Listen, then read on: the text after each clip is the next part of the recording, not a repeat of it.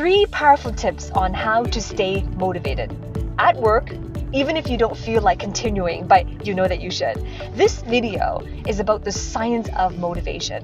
It is the principles and the essence of how to stay motivated, be motivated, but how it can be long lasting. Now, if you are looking for motivational videos where it's a bunch of music, where we talk about morning routines, where we talk about tactical things like what do you do and what time should you get up and what music should you listen to, if that's what you're looking for, then this video is not for you. This video is not about all that fluffy stuff around motivation. This is truly the essence and the principles that you will gain and you will discover in this video on how to stay motivated. It's based on science and it's based on the laws of nature and the wisdom of understanding how we behave and how we can get results in our life. And I like my distinctions. When you look at the word motivation, that's what we all want to achieve. We want to achieve full motivation, but not just full motivation, long-lasting motivation.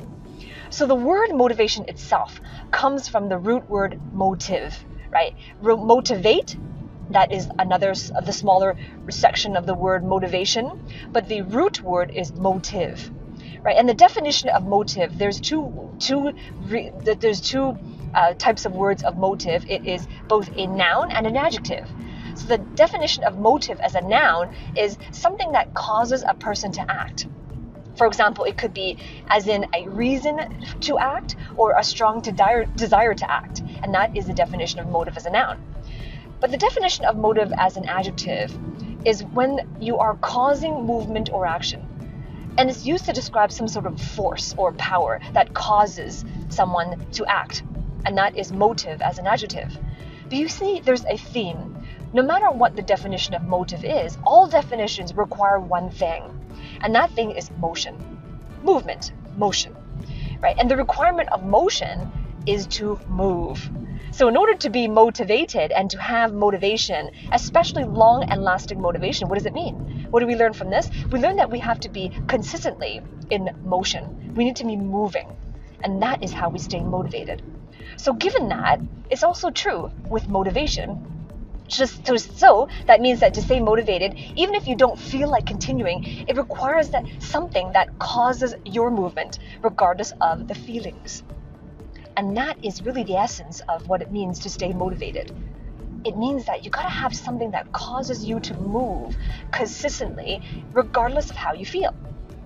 Right? Because isn't it true that that is the biggest blocker when it comes to not being able to stay motivated? It's how we feel. Our feelings are the biggest interventions of our motivation. So that's what the essence is. And all movement, if you look at movement at all, movement is a physics principle. And all movement refers to 3 things in particular, right? 4, if you really want to consider it, 4 things in particular. There's 4 things, 4 elements that are the essence that make up movement. And they are displacement, right? Displacement is the distance changed of an object. And it requires also it refers to velocity, and it requires acceleration. And the 4th thing is time. Right, so let's talk about these 4 things in turn. The first one is displacement. Displacement is really the distance traveled. But you can think of it as physical distance, like I'm going from point A to point B. I'm in my car right now, as you can see. Going from point A to point B, that would be my displacement, right? I started off at home and I'm about to go somewhere else. And once I have arrived at that destination, that is my total displacement.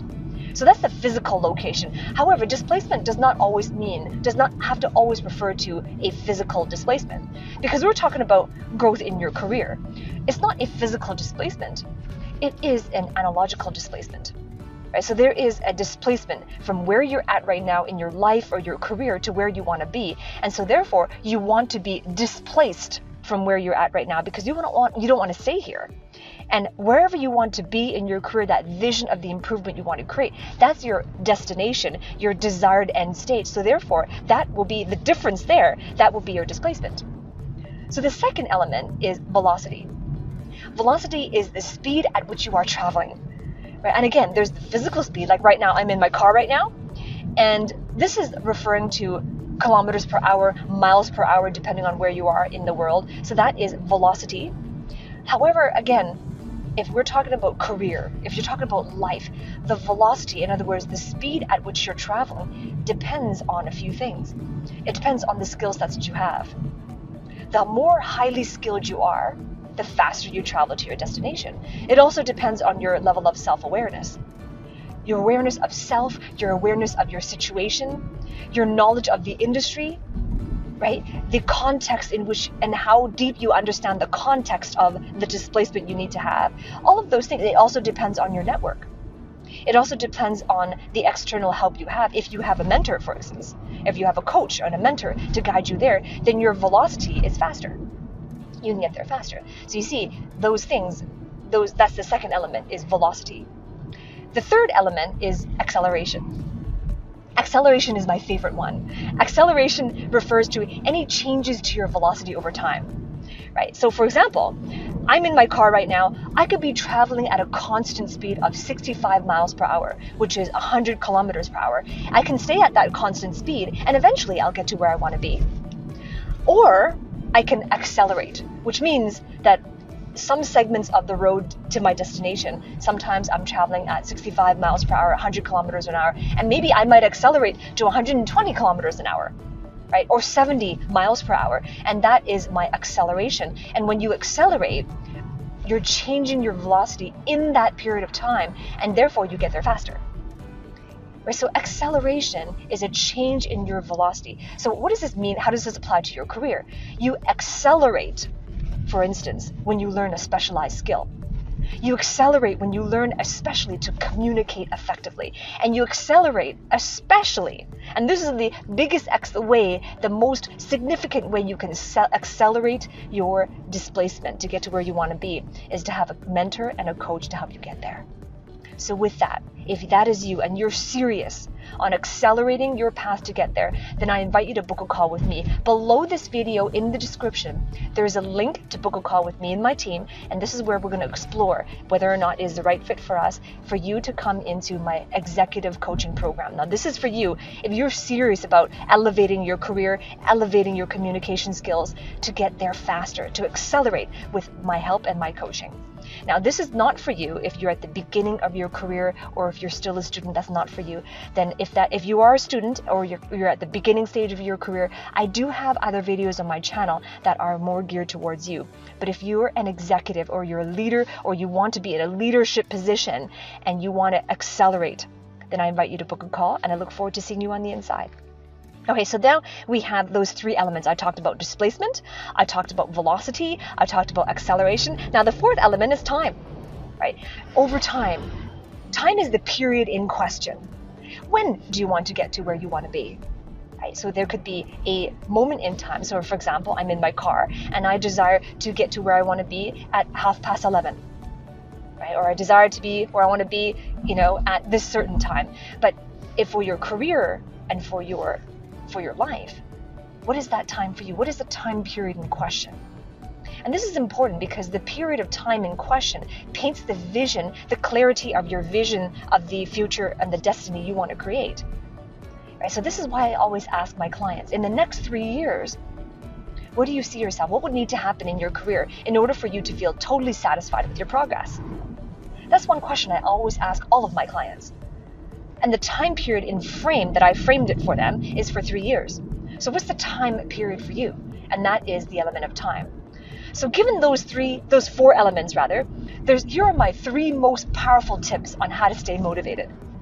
Tip number 1, to clarify your desired vision. Clarify your desired vision. Now, clarifying your desired vision, the desired vision relates to displacement. When you have a clear vision of where you want to be in your career and in your life, it means that you know where you want to be. It means that you also know how do you want to feel. And most people leave that part out. They have a very general idea of where they want to be, but they leave the part out on, well, exactly how do you want to feel in your future?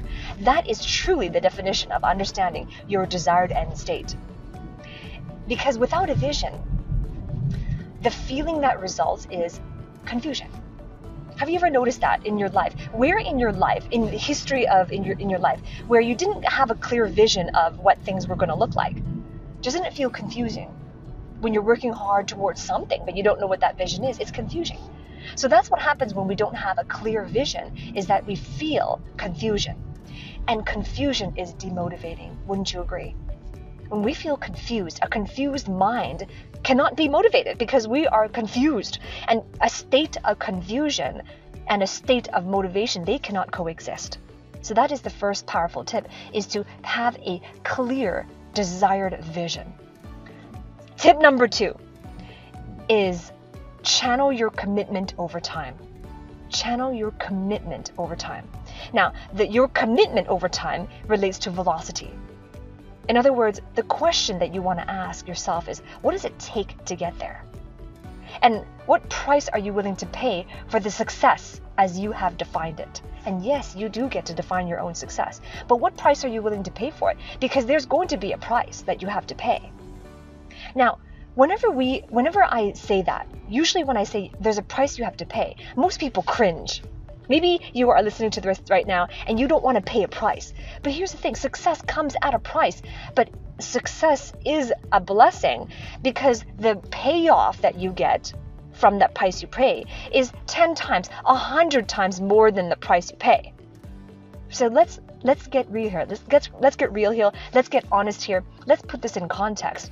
Even though there is a price you pay, if you cringe at any price you pay, then you're not going to be able to have the result you want. Because every success, every result comes with a price, but you're more focused on the price you pay that you overstep the payoff. If you're too focused on the price you pay, then you're not going to be able to see the payoff. So instead, focus on the payoff, because the price you pay will always be smaller than the payoff, especially if it's going to accelerate your path to get there. Right? So this is powerful tip. The tip number 2 is to channel your commitment over time, because you got to know, what seeds are you sowing into the garden of your future? This is your commitment over time. And this is a principle of nature. In agriculture, farmers sow seeds. But the thing is, depending on what crop they want to grow, then that's when you sow at a certain season. And when you sow in that season, the farmers will know exactly what month they're going to harvest. But you notice this thing about harvest, the law of harvest, is that you never sow and reap on the same season. Farmers know that if they want to grow wheat, for example, then they must sow their seeds, they must plant in the fall, but they also can predict that by March or April, by the spring, that's when they get to harvest their wheat. So the same thing is true in your career. What is the outcome you want? What's the payoff you want? What's the crop or the fruit you want in your career and in your life? That's when clarity of vision. Now you sow the seeds. When are you going to plant? When are you going to plant? When are you going to commit to that consistency?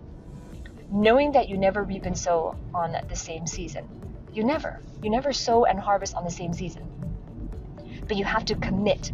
You have to commit over time. The farmers understand the way it works. They commit to working on the fields over time because they know that when they've sowed and they've nurtured, that they can harvest in the spring. And again, remember, time does not mean a lifetime. It does not have to mean a lifetime.